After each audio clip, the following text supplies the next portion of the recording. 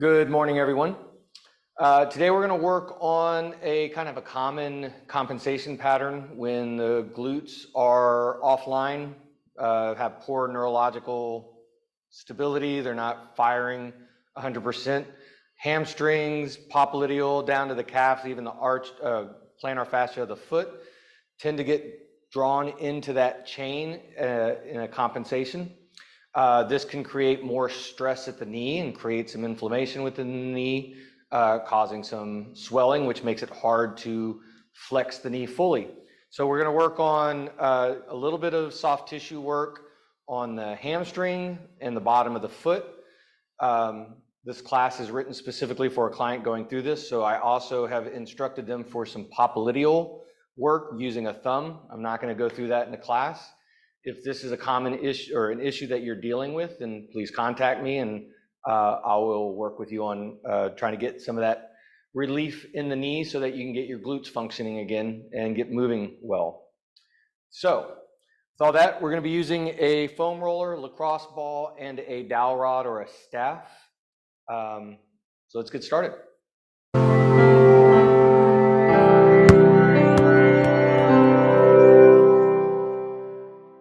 All right, we're going to start in our quadruped to first get a little bit of foot mobility.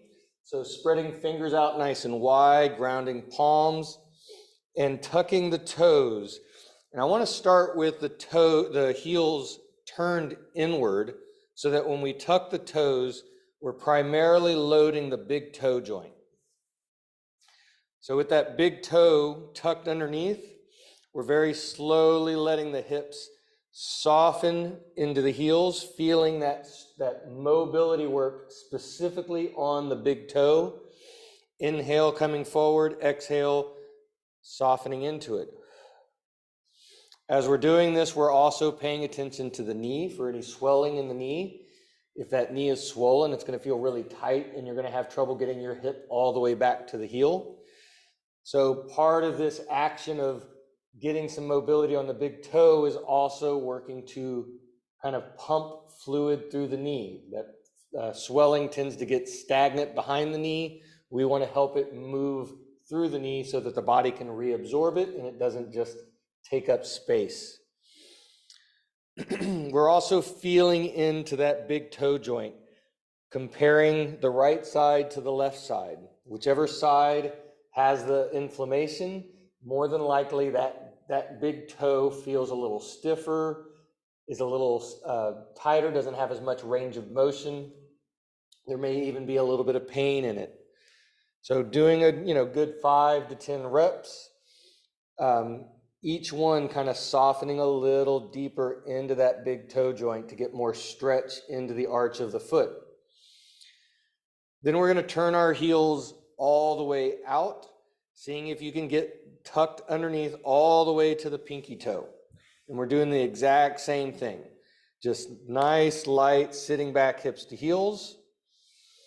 But since we're loaded on the outside of the foot, we're going to feel more stretch through those the joints of those toes, but also to the lateral arches of the feet.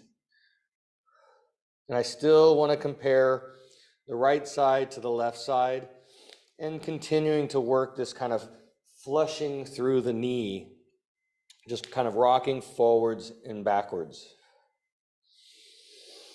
On the next one, as we can let the heels kind of come more parallel, as we sink back, we're not going to full depth.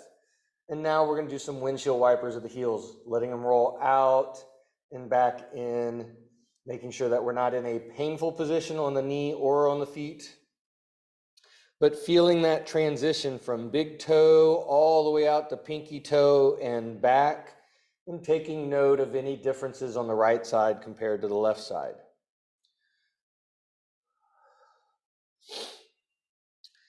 Then we'll come off the feet, let the ankles go nice and flat. And I want to do a little bit more rocking back hips to heels.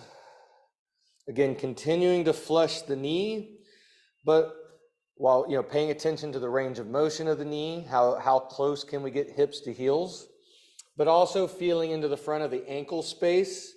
Again, a lot of times if there's swelling in the knee, that swelling is going to drain downward because of gravity and it'll fill up space in the ankle. and it can restrict range of motion at the ankle as well. So I want to notice if there's any tightness, tension through the front of the ankle space, especially on one side more than the other. If you're able to get hips all the way to heels, you can sit back on your haunches. If not, you're just working to what feels comfortable.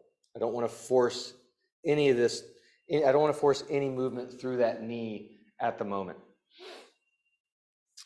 Then we're going to come up into a half kneeling position. From half kneel, we're grounding through the ball of the foot. I want to spread out the toes, spread out the knuckles, and feel grounded through the ball of the big toe all the way across to the ball of the pinky toe. The heel is lightly lifted off the floor. From this position, maintaining that nice spread, we're going to just lightly let the knee turn in and out. Now, if you look at your knee and you look at your heel, as your knee turns in, your heel turns out. As your knee turns out, your heel turns in. I want to maintain the grounding through the ball of the foot so that as that heel turns in and out, it's wringing out all the joints through the midfoot. So I want to be able to maintain my connection of the pinky toe as knee turns in. I don't want to let that get lifted off the floor. I want to maintain that ground. And as I go the other direction, I want to make sure that I'm maintaining my big toe joint. And again, just nice little wringing out of the foot. You may notice it's super stiff. Most of the time, you're probably not going to notice anything. This just feels good. If not, it may not feel like a whole lot. Then we'll switch to the other side. Again, nice spread of the toes, spread of the knuckles, as wide as you can. Grounding, heel is lightly lifted. And then moving that knee back and forth. I want to maintain ground, but I also want to maintain spread of the toes. So I don't want my toes clenching in order to maintain grounding. So if you find that your toes are crunching, if you look at the tips of your toes, if they're turning white, that means you're pressing down really hard at the ends of the toes. And I'd rather those toes be spreading out as opposed to pressing down. That would be an indication that you may not have full glute activation on that side. And one of the compensations is gripping the toes in order to create tension through that back line to compensate for the lack of glutes. Notice if this side feels different. Are you able to open up that knee out and maintain that big toe, or can you turn in and maintain that pinky toe? My left foot is always a little stiffer through the midfoot. So as I turn out, I feel a bigger stretch through my arch on the left foot than I do on my right foot. So I want to pay attention to those kind of like little discrepancies between one side and the other side. Now we're going to get into a V-sit. I want to get a little length through the back line, feeling through the calves, back of the knee, and the hamstrings. And then we're going to do a little bit of soft tissue work. So from V-sit, we're getting nice and wide, pulling the dorsum of the feet back towards the shin actively. I also want to kind of imagine my heels are reaching out along the floor, trying to move away. I want to feel kind of like traction deep in my hips. Hands get to come back to support, keeping the spine nice and tall. And we're spiraling from our knees, rotating all the way out and then all the way in. And really notice the kneecaps.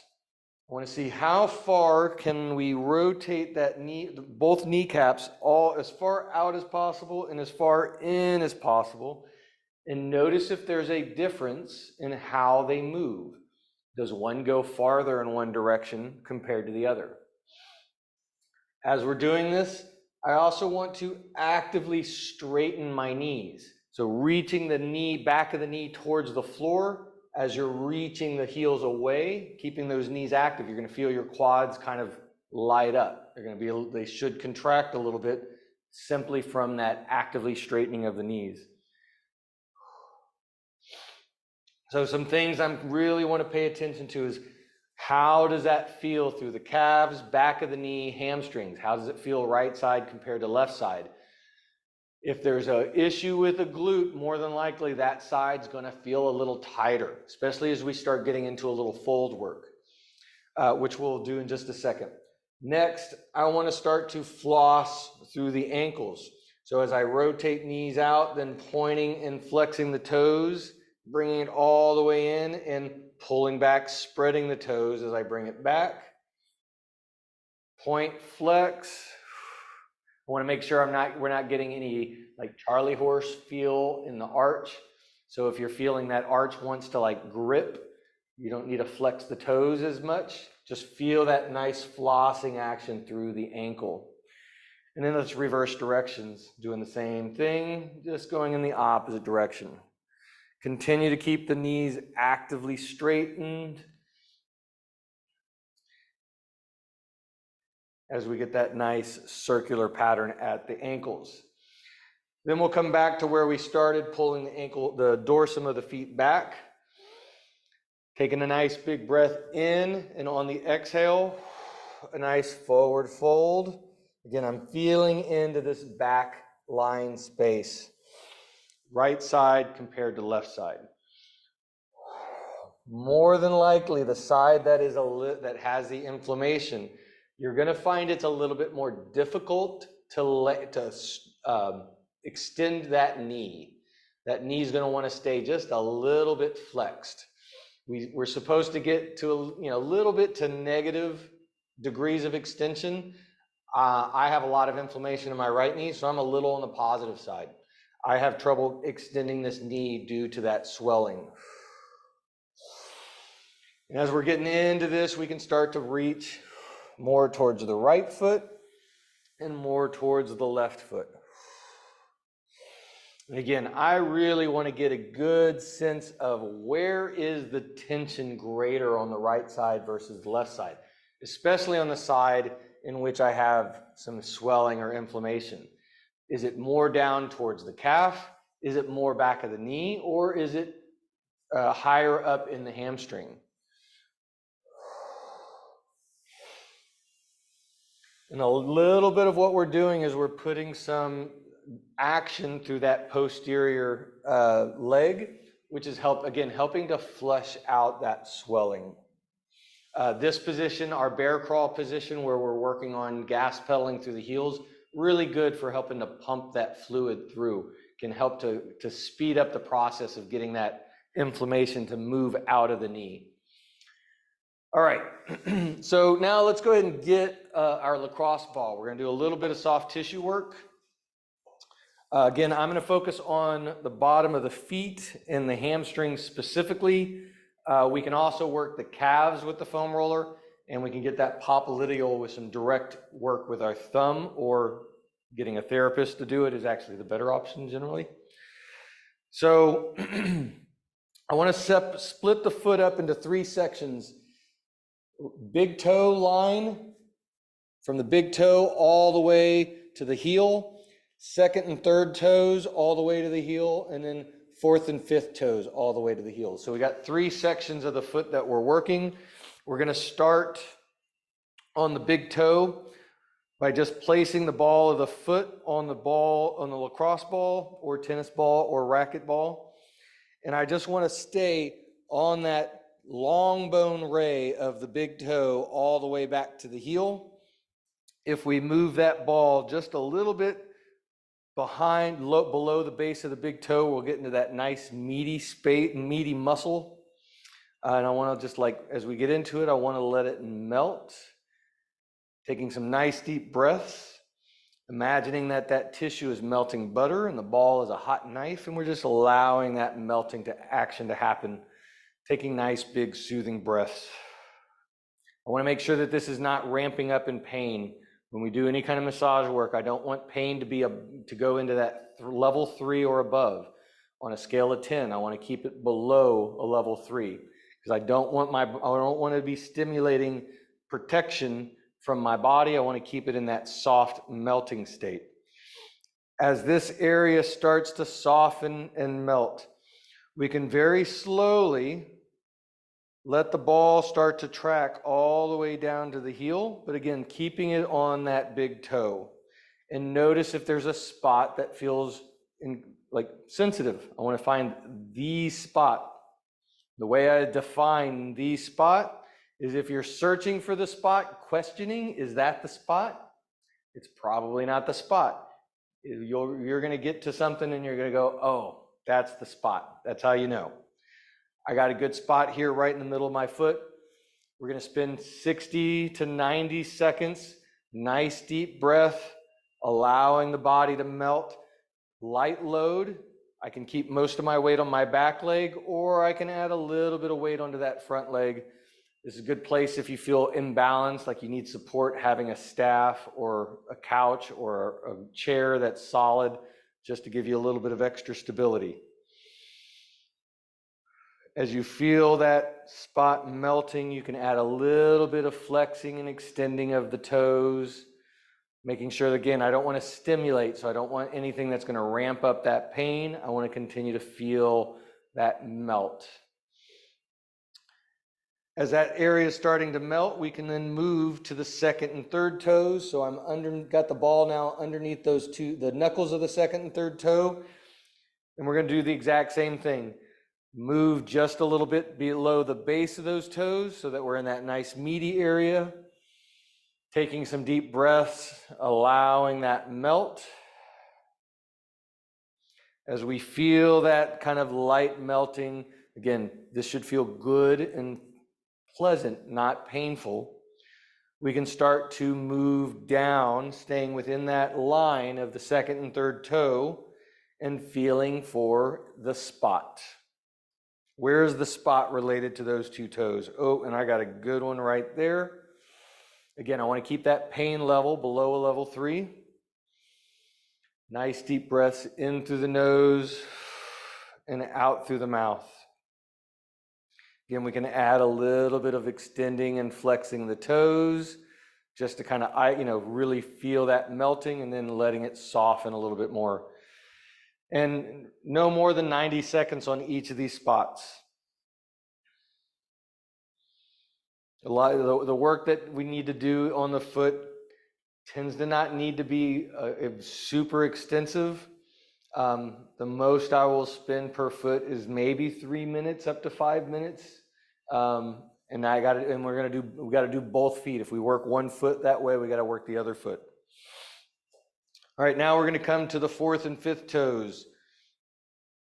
Again, placing the ball just under those two knuckles, and then slowly moving the foot so that the ball finds that meaty space just at the base of those two toes.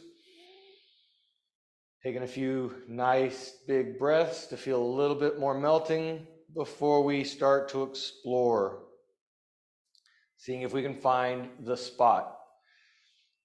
Now you may find that you have a bigger spot along the line of the big toe or the second and third toes. You may not feel it as much to the outer part of the foot, or it might be the other way around. You may feel it more on the outer foot and less on the medial line of the foot. My outside of this foot is not very pronounced. The closest I have to the spot is more posterior, close to my heel. So once you find the spot, again, the spot doesn't have to be super pronounced. It's just whatever the spot is for that area. Get some breaths, nice melting, feel that softening. Again, 60 to 90 seconds. And it's okay if that spot moves while you're on it. It's okay to kind of follow it as it moves. But I want to stay soft with it, I don't want to get aggressive. And then we'll go ahead and switch and do the same thing on the other foot. Starting with the big toe, moving to the base of the big toe, letting it melt.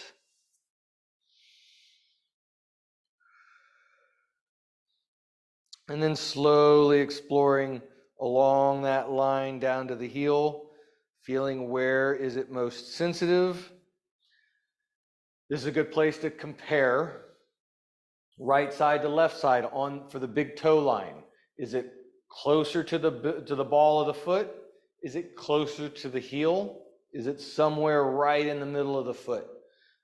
Where it presents is important, especially if it's different on the right side compared to the left side, especially if we have some kind of inflammation in the joints. I want to really notice what's going on at the feet. If I have some kind of discomfort, inflammation, especially in my load-bearing joints like feet, ankles, knees, hips, spine as well. So I got a good spot, really kind of right in the more forefoot, but close to the midfoot on this side.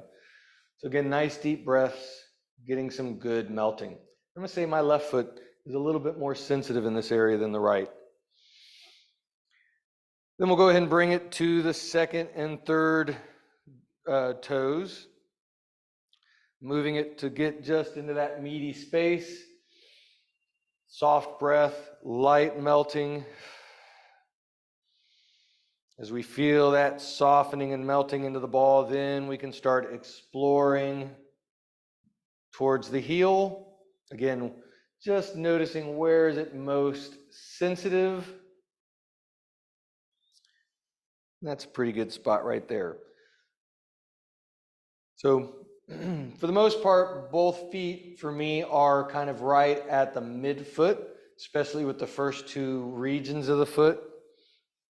But I know my left foot, I tend to have a little bit more restriction to the lateral line of the foot, so I'm anticipating that I'm probably going to feel that a little bit more on my left foot than I did on the right foot. Again, if you need to follow the spot, if that spot reduces in sensitivity quickly, you can just follow it. Let your foot either slide forward, slide back in order to maintain that sensitivity. I don't want to be aggressive. I'm not forcing it. I'm not mashing, but I do get to move just a little bit to stay with it. Then we'll bring it out to our fourth and fifth toes, finding that meaty space just at the base. Again, letting it melt. And as it melts, then we start to explore all the way back to the heel and see where does it feel most sensitive. And I can definitely feel a little bit more sensitivity kind of right close to the base of the fifth tarsal or metatarsal bone, the long bone of the pinky toe, getting right in that line of that midfoot. And it's definitely a little bit more sensitive. It's really more dense and tight, but there's a sensitivity to it than it was on the right side. And again, this is a normal pattern for me related to my injury history with having multiple surgeries on my right knee. My left foot compensates by staying more in a supinated position to make up for the lack of stability on my other side. Then we can go ahead and set the lacrosse ball to the side, and we're going to bring our foam roller out. So, doing what work in this line, I would recommend and encourage doing a little bit of work through the calves. I have some videos on that. I'm not going to do it in today's class simply because of the time, trying to keep the class within an hour. But I do recommend doing a little bit of soft tissue work on the heel or on the calves. We're going to focus on the hamstrings a little bit. So I'm bringing the foam roller up above the knee. We're going to need a little bit of shoulder strength. We're going to lift up through the shoulders to keep the hips just lightly off the ground, and we're using our other leg to help support so that we can keep this leg as soft as possible and just allowing a little bit of weight of our body weight onto the foam roller directly where it is on the hamstring. So keeping that leg somewhat straight, letting the foot slide. We're going to send the roller up to the back of up to the base of the pelvis, and then back down. And again, I want to kind of pay attention to where there might be a sensitive spot. If you're not finding a sensitive spot, we have a couple of options. We can turn our leg or foot inward in order to get more on the medial hamstring. We can turn our foot laterally to get more on the outside hamstring. You may find that there's one or two spots in those three sections. So I got foot straight up, foot turned in, and foot turned out. Very similar to our three sections of the foot. So as we're kind of moving, notice where it is most sensitive, whether it's inside or outside of that hamstring. I got a little bit more to the outside, and it's about right there. So once you find that spot, let your hips soften back down to the floor. You're just allowing some gravity into that leg. You may want to extend and soften the knee just to kind of let that muscle, activate it and then soften it, activate it and then soften, and then allow that melting. Nice deep breath in through the nose and out through the mouth. If you need more pressure, let your hips come up, keeping that leg soft. And again, 60 to 90 seconds is really all we need. If that area is already melting to where it's not very sensitive, then you can follow it. It may move up higher into the hip. It may move lower down into the knee. And once that area, you get about a 30 to 40% reduction in any kind of discomfort, then we can move to one of the other areas, inside of the knee or straight down through the center. I want to spend a little bit more time working through the hamstring because I want to really kind of get a feel for, is there a specific area of that of those hamstrings, lateral, medial, or intermediate and medial, that are more sensitive? Because that's going to give me some indications of where things are off in the hips or down at the foot. I do not work hamstrings all that often. I'm going to go ahead and switch and do the same thing on the other side. I find it's pretty rare that we want to work hamstrings, so this is a very specific kind of work. Again, it's related to some knee pain or knee inflammation and mild pain. And it's going to be related to that popliteal muscle as well. I have another video where we work a little bit on the popliteal, not with direct work, but work in the back line. I will try to remember to link it in the description or in the description below. So again, working up and down, we can turn the foot out or we can turn the foot in order to really isolate where is it most sensitive. And it may be sensitive in more than one area. So I want to make sure that we're working any of those sensitive areas. So my left leg, it's more medial as I turn that foot in. One other thing, if you're finding that you're not getting enough weight or load into that leg, you can apply the other leg, letting it rest over the top. And sometimes that should be enough to just get some soft melting. Again, I don't want major penetration in these muscles. I'm not trying to get them to release. The main thing that I'm doing is trying to get some fluid flow through them. If the muscle is staying short and tight because it's compensating for something else, then it's not going through its normal shortening and lengthening cycle, which means it's not getting good fluid flow through it. It's going to get, the nutrients are going to get kind of stagnant in there. It's not going to get good waste removal. It's not getting fresh nutrients in. So we're going in and kind of pressing out all the blood flow to that muscle temporarily. It's called tissue ischemia. And then when we release the foam roller, we're getting this fresh rush of new fluid to help flush out the old stuff and bring in some new stuff. Again, as that area starts to melt, then we're going to go seeking out the next spot. Whether it's dead center, more lateral, might be closer to the knee, or it might be higher to the hip.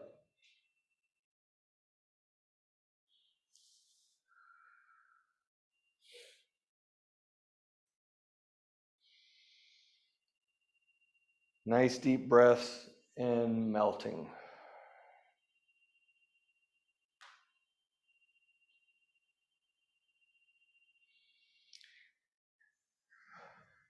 And as that kind of melts away, we'll go ahead and set the staff or the foam roller off to the side. I want to come back into our quadruped and kind of re-explore the foot, big toe, all the way out to pinky toe, as well as a little bit of the flushing of the knee. First thing is I just kind of want to feel, do I have more range of motion available in my foot? Does it feel more open? Can I sink into it a little bit deeper? I also want to notice, did working on the hamstrings give me a little bit more range of motion at the knees? Did that flushing action help increase range of motion, by 1%, by 5%? May not be much, but I want to see if I can notice that.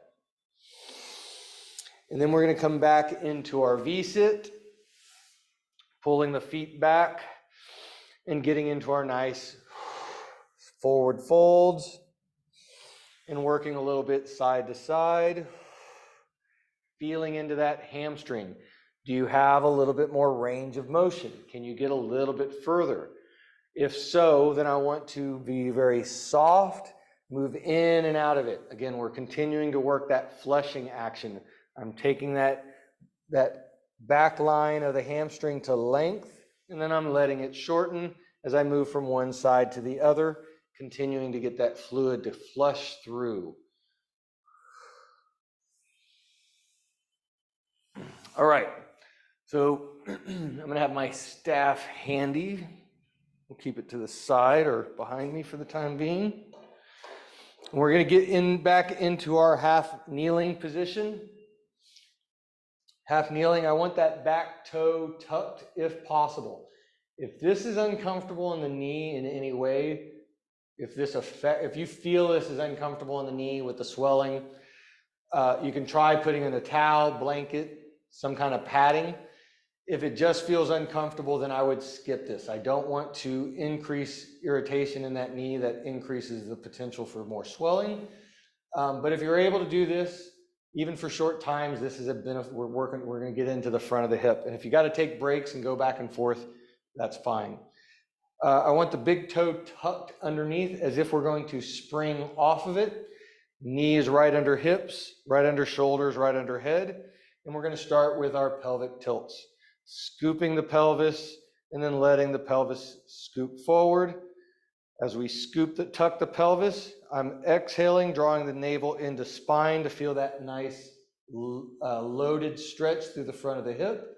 And then as we let the pelvis go anterior, getting our sway in the back, belly opens up. Exhale, feel that scoop. I want to feel, how does that feel through the front of the hip? There's going to be a relationship to what's going on in the hamstring and the hip flexors. If that hamstring that back line is compensating, more than likely the front of the hip is going to be a little tighter and less mobile. We're going to be stuck a little bit more in anterior tilt. That's fairly common. It's possible that you're stuck in posterior tilt. That's less common, but it's still possible.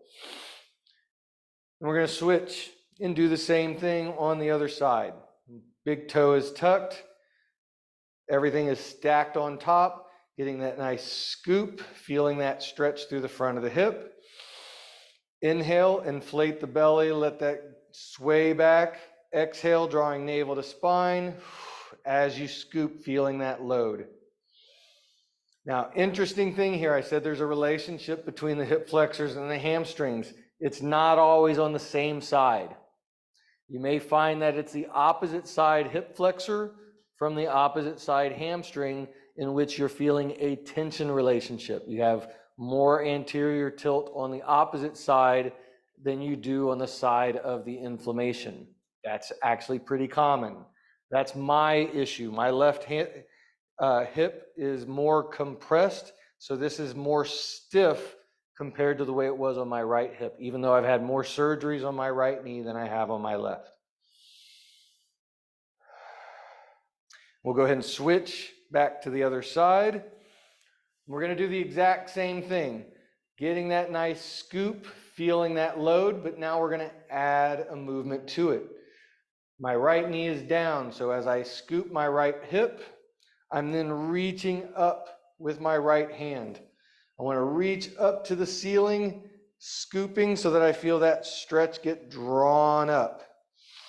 Inhale, let it soften. Pelvis moves forward, arm drops down a little bit. Exhale, scoop the pelvis and reach and extend.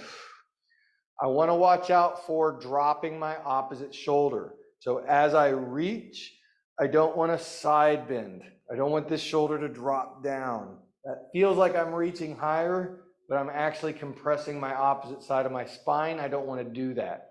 So we're getting that nice scoop and get long. Feel this shoulder lift without the other shoulder dropping. Inhale, bring them back to parallel, and then feel that stretch get drawn up all the way into your fingertips. And then we'll do the same thing on the other side. Again, making sure that big toe is lightly loaded. Exhale, scoop, and add that lift through the hands. Inhale, soften. Exhale, scoop, and reach. Again, I want to avoid dropping that shoulder. You may find that one side, that shoulder wants to drop compared to the other side. If you're having trouble managing that, then that's going to be a sign of some compensations related to the stuff we're working on. It's actually a good thing to notice. Doesn't mean you're doing it wrong. It just means that we're kind of finding more pieces to the puzzle that we need to work on. My left hip, significantly tighter. This is a more restricted pattern, even though it is generally my right knee that is the one that I get swelling and inflammation, which is definitely prevalent right now because I had spent 20 hours on the basketball court teaching basketball last week, so my knee is definitely swollen. Switching back to the other side, we're going to grab our staff. So I want to bring the staff so that it is touching the front ridge of both shoulders, just letting it lightly touch across the top of the shoulders. Hands can just be here to keep it there. Main reason I want the staff is to help keep my shoulders square. We're going to get the same scoop of the pelvis, feeling that load through the front of the hip. And now we're going to turn towards the leg that is in front, keeping the staff touching both shoulders. See how much you can turn and rotate your chest towards that leg that's in front as you exhale. Inhale, bringing it back, letting the hip soften, and then scoop the pelvis as you rotate. Make sure you're maintaining that position of the staff. Otherwise, you're reaching with the shoulder and you're not spiraling through the spine. Notice how this feels through the front of the hip. Notice the rotational stretch into the obliques as you rotate. You may even feel some core engagement that it feels different if you haven't done this movement before or in a while.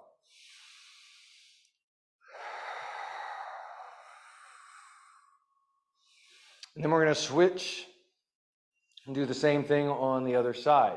Again, nice tuck, feeling that scoop, keeping the staff in place as we rotate the other direction on that exhale. Inhale, let it soften. Exhale, scoop and rotate. Make sure that staff is staying in contact with both shoulders.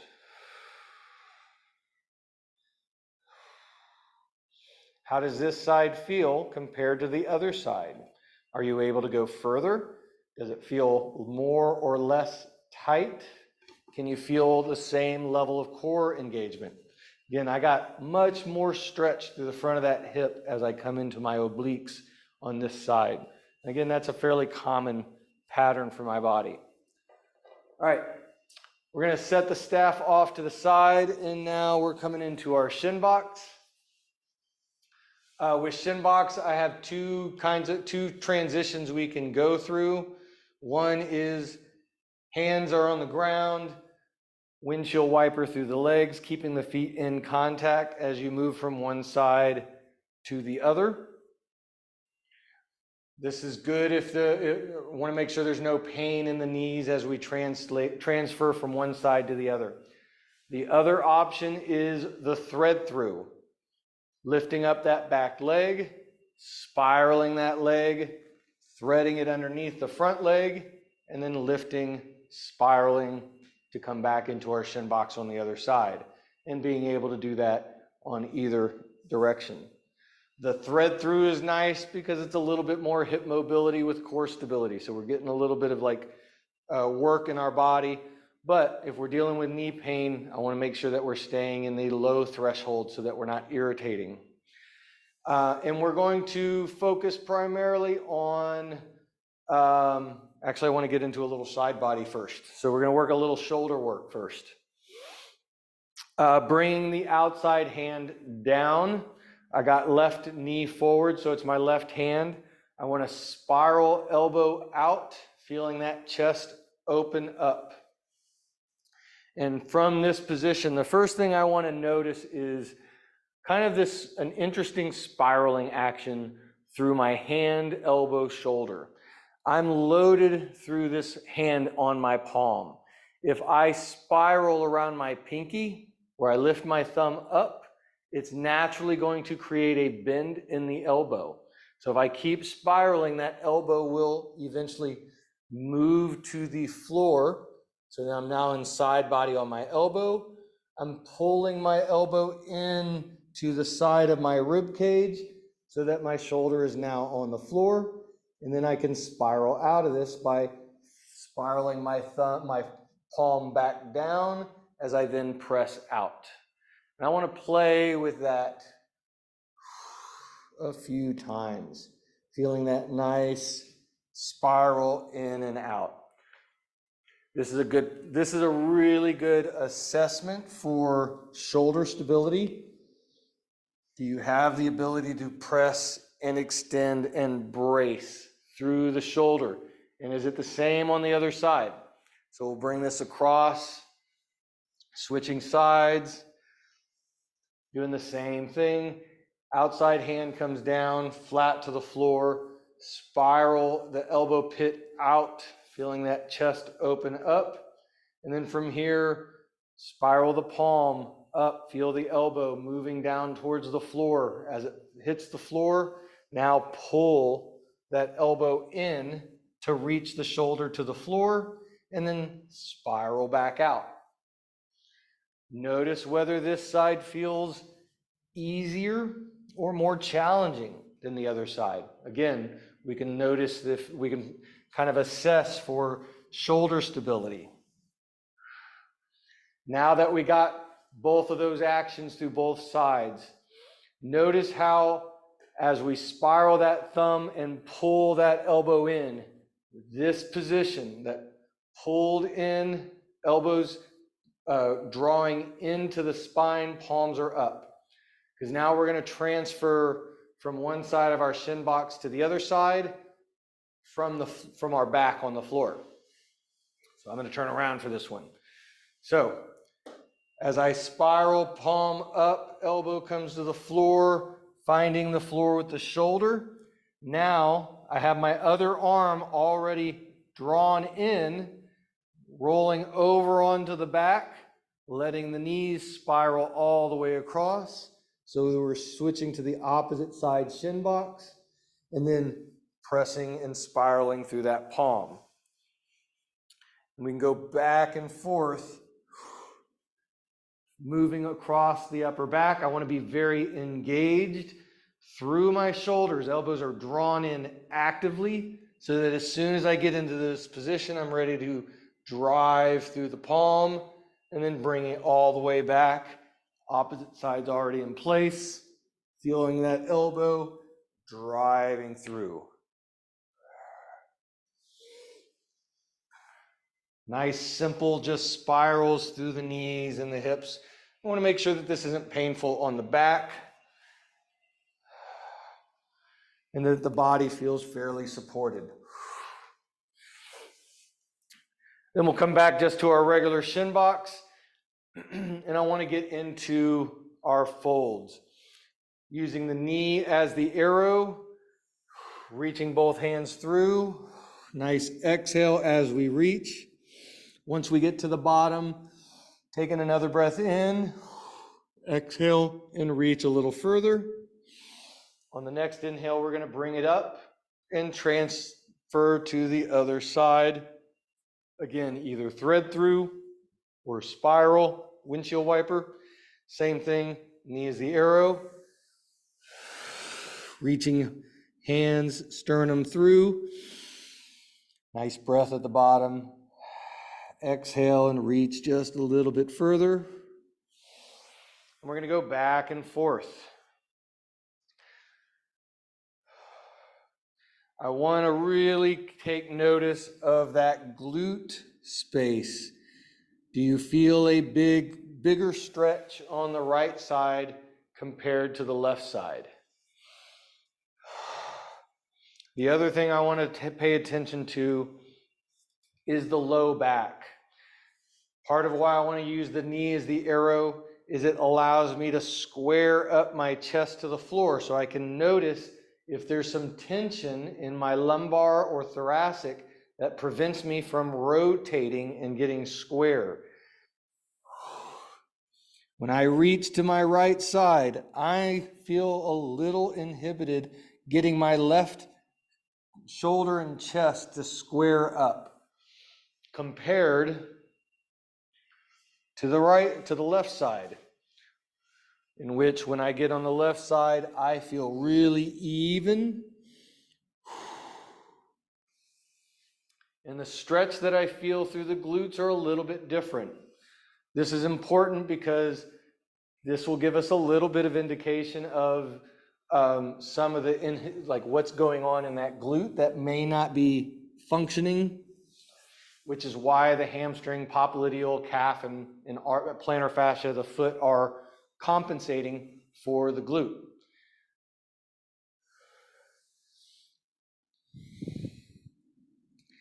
And part of what we're doing here is bringing back that length, and again, priming the muscle, pumping it through, getting fresh nutrients in, resetting the neurology associated with it. I'm not doing stretching for the sake of pulling the muscle. I'm drawing length so that my nervous system can reacquire what length, how to control length, how to allow length to happen and maintain stability within it. All right. So now we're going to get on our back. And we're going to work to try to get a little bit more activation into the glutes. We're going to start with our feet off the floor. I want the knees or the hips to be a little less than 90 degrees. So I'm drawing them in so that the low back remains fairly flat. Knees themselves can remain at 90 degrees. And I want to come back to that spiral elbow position that we had when we went through our shin box. So my palms are up.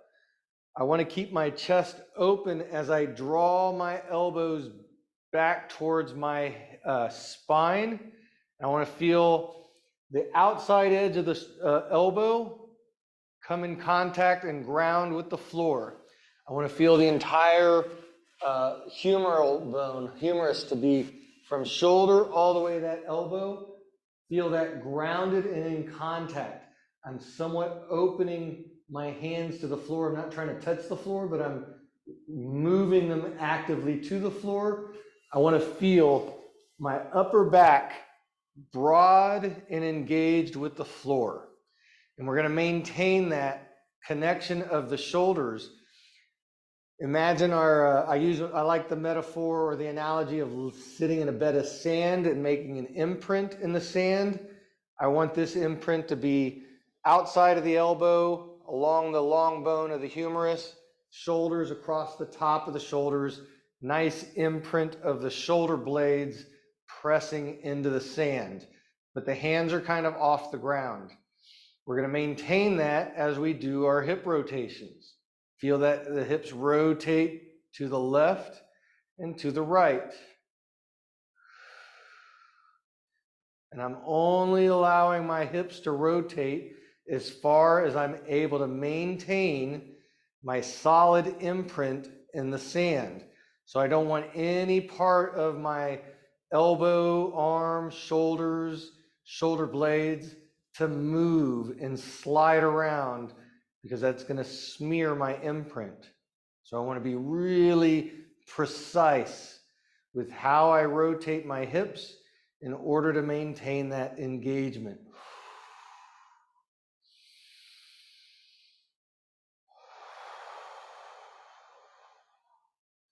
With each one, see if you can rotate a little bit further. But more importantly, notice if there's a difference in how it feels when you rotate towards the left compared to the right. Do you have more range of motion in one direction? Do you lose a little bit of shoulder control in one direction? Where are there imbalances? We'll go ahead and let our feet come back down to the floor, straight. We're going to bend one knee, that foot comes up flat, and we're going to move that foot out to about 45 degrees from the midline of the body. Now, this is a very low-level glute activation, super simple, but we can get some good neurological activation in the glutes. But it's going to beat me, in order to get the best activation, we need to maintain a really well-grounded tripod foot. So, knee needs to remain over the heel throughout this movement. If the knee turns in, it's going to pull the pinky toe off the floor. You're going to lose the grounding of the ball of the pinky toe. If it turns out, it's going to lift the big toe off the floor, and you're going to lose that grounding. I want good grounding through ball of big toe, ball of pinky toe, and the heel. Even load throughout this movement. So we're on our back, that foot is well grounded, and we're going to press that knee down into the floor, driving into that tripod foot. That's lifting our hip up to the floor, up to the ceiling. I want to drive and feel that extension, that stretch through the front of the hip. Inhale, let it soften. Exhale, see if you can drive a little further. Again, maintain that tripod. With each drive, the more you're able to get your hip to get straight right through here, no bend, full extension, you're going to feel the glute tightening up naturally. I don't want to try to squeeze the glute. I want to drive my hip bone up to the ceiling and feel the glute get tighter. That's the activation. I don't want to have to think about it. I want it to happen based on the position I'm putting my hip in. We'll do a good 5 to 10 reps. Notice if your knee feels shaky. Notice if it's difficult to maintain a grounded foot through all 3 points of contact. Or do you feel it more to the big toe, more to the pinky toe, maybe more to the heel? And then we're going to switch to the other side and do the same thing. Foot comes flat, moving it out to 45 degrees. Grounded foot, driving that knee downward to lift the hip bone up, letting it soften. And each one, you're seeing if you can drive that hip a little higher. Now, I didn't mention this on the other side. We're pressing through only one leg. Our other leg is completely soft and relaxed. So this other leg should not also be pushing down into the floor, lifting this hip up. Only one hip is working. We're rolling over the top of the opposite hip. The opposite hip is completely relaxed. As we're doing this, each one, try to drive that hip bone higher. Start to notice that glute getting tight. How does it feel that's different on this side? Do you find it's harder to maintain your grounded tripod foot? Does your knee feel shaky or wobbly? Is it difficult to get the hip to extend? Does it feel too tight and restricted? And do you feel that same level of contraction in the glutes? Whichever side feels weaker, You can double your repetitions on it. Give it a little bit more feedback as long as you're able to do it well. Grounded foot, hip drive, feel that glute contract. We're going to switch back to the other side. We'll do another 5, just driving through that hip. My left hip, man, I got good activation. It's interesting because the front of my left hip tends to be tighter, but I can get good hip extension from this position, and I can really feel that glute firing up. And then now we're going to add reaching across the body. So my left foot is down, my right arm is going to move a little bit overhead. As I drive that hip up to the ceiling, left arm is reaching across the body. Inhale, bringing it all the way back. Real important, as I reach across, I don't want my knee to cave and to lose my tripod. Again, I need to keep that knee directly over the heel, pressing down as I rotate. I want to maintain that solid connection through my foot in order to maintain my glute activation as I reach and rotate off of it. And the farther I reach my fingertips, the more I want to engage pressing my foot into the floor. And then we'll switch and do the same thing on the other side. So again, foot, we'll do our 5 or so nice drive, feeling that glute fire up. Inhale down, exhale up. Opposite hand is going overhead, softly laying on the floor. And on the 5th one, as you drive that hip up, pressing into the tripod foot, reaching across at the chest level, seeing how far can you reach while maintaining that tripod connection, glute extension, glute activation, hip extension, glute activation. Feel that reach and rotation.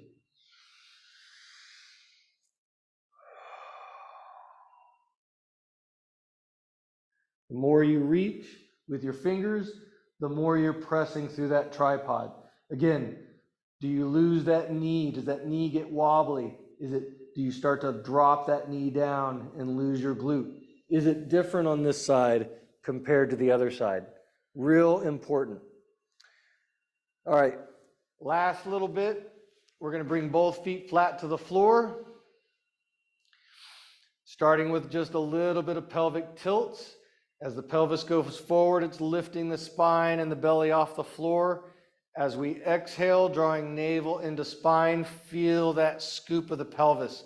And let that scoop come from the belly, not by pressing through your feet. Inhale, belly opens up. Exhale, feel the spine flatten out to the floor as you draw it in. Light scooping of your pelvis.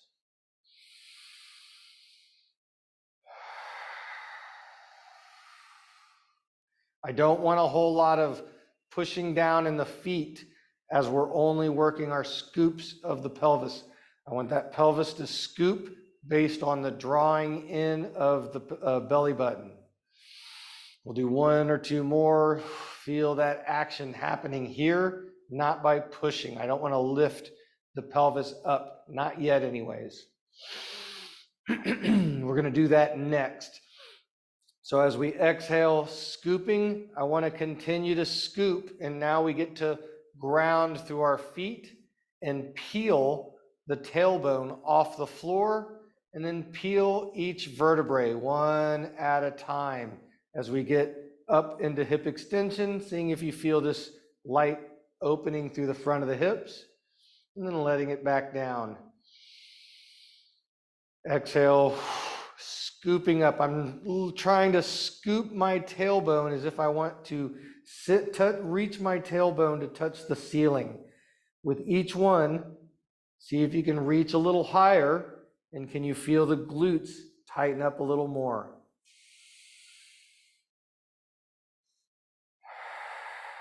As we're doing this, I want to come back into our shoulders. Palms up, drawing elbows in. Feel that engagement like we're in a bed of sand. Feel that solid shoulder engagement as you scoop the pelvis up. Inhale, letting it all back down. Keep the shoulders grounded to the floor. Feet are grounded to the floor.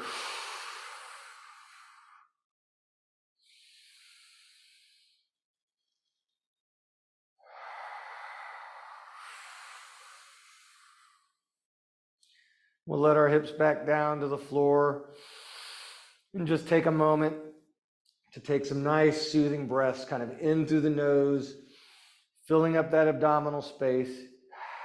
Exhale out through the mouth and letting everything kind of soften and relax down into the floor. This is a good place to do a little check-in.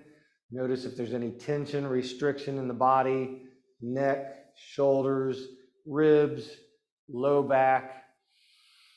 If you're feeling any tension, breathe into that tension. Fill it up on the exhale. See if you can allow that tension to just melt off the body onto the floor.